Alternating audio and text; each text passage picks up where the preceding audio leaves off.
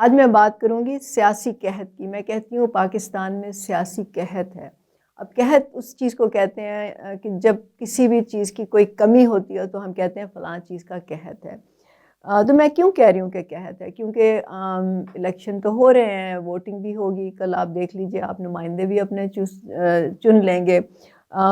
اس وقت تقریباً 17 سے 18 ہزار کے قریب لوگوں نے کاغذات نامزدگی جمع کرائے ہیں جو کہ امیدوار کے طور پہ الیکشن لڑیں گے. 150 آپ کی کم و بیش پارٹیاں ہیں جو اس وقت رجسٹرڈ ہیں الیکشن کمیشن میں.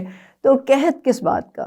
قحط اس بات کا ہے کہ جو لوگ الیکشن لڑ کے آئیں گے اسمبلیوں میں، اور اب تک پچھلے 76 سال سے جو لوگ آتے رہے ہیں اسمبلیوں میں، ان میں عام لوگوں کا ایک بھی نمائندہ نہیں ہوتا. عام لوگوں کے طبقے سے ایک بھی فرد وہاں پہ نہیں بیٹھا ہوتا، نہ مرد نہ عورت.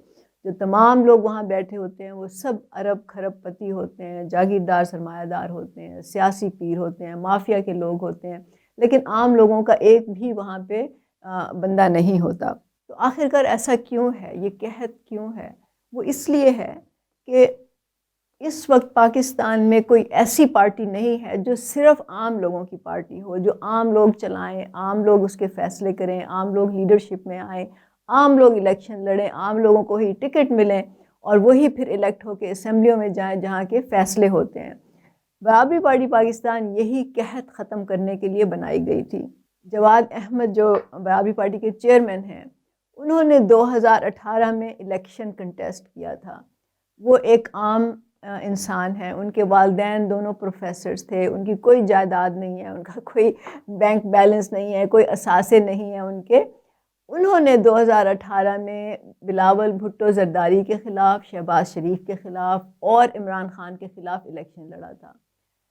وہ اس قحط کو ختم کرنے کے لیے پہلا قطرہ تھے، جیسے کہ بارش کا پہلا قطرہ ہوتا ہے. اس وقت ان کے ساتھ برابری پارٹی کے کوئی 12 کے قریب امیدوار تھے جو مختلف حلقوں سے جنہوں نے کنٹیسٹ کیا تھا.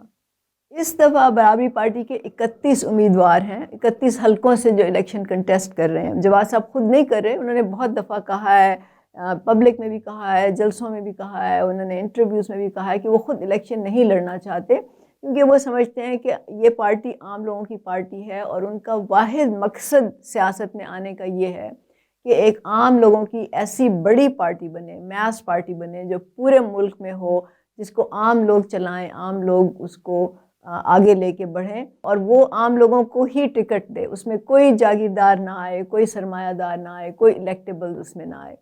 تو اس وقت جو 31 حلقوں سے ہمارے کینڈیڈیٹس یا امیدوار الیکشن لڑ رہے ہیں وہ سب عام لوگ ہیں، ان میں کوئی الیکٹیبلز نہیں ہیں، کوئی امیر جاگیردار ارب خرب پتی لوگ نہیں ہیں ان میں سے بلوچستان میں سے ایک ہے، سندھ میں 2 ہیں، کے پی میں 5 امیدوار ہیں اور باقی جو ہیں وہ پنجاب سے ہیں. اس قحط کو ختم کرنے کا طریقہ صرف ایک ہی ہے، کیونکہ آپ کو معلوم ہے کہ سیاست جو ہے وہ صرف الیکشن کرنے کا یا ووٹ دینے کا یا جلسے جلوس کرنے کا نام نہیں ہے. جیسے میں نے پچھلی ویڈیو میں کہا تھا، سیاست ایک سسٹم کا نام ہے جس کے ذریعے یہ فیصلہ ہوتا ہے کہ فیصلہ کرنے کا اختیار کس کے پاس ہوگا.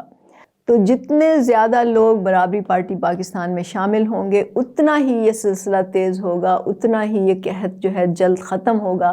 ہمیں پورا یقین ہے کہ جب اگلی دفعہ الیکشن ہوں گے تو برابری پارٹی اپنے نمائندے پاکستان کے تمام حلقوں سے کھڑا کرے گی. یہ سب عام لوگ ہوں گے اور یہی لوگ الیکٹ ہو کے اسمبلیوں میں جائیں گے، وہاں پہ عام لوگوں کو ریپرزینٹ کریں گے اور اس طرح یہ قحط ختم ہوگا. اس کا مطلب یہ ہے کہ اس وقت جو لوگ بیٹھے ہیں، ارب خرب پتی لوگ بیٹھے ہیں اسمبلیوں میں، وہ جو فیصلے کر رہے ہیں وہ صرف اپنے حق میں کر رہے ہیں، اپنے مفاد کے لیے کر رہے ہیں. جب عام لوگ وہاں بیٹھے ہوں گے تو فیصلے بھی پھر عام لوگوں کے حق میں ہوں گے، عام لوگوں کے مسئلے ختم کرنے کے لیے ہوں گے، عام لوگوں کے مفاد میں ہوں گے.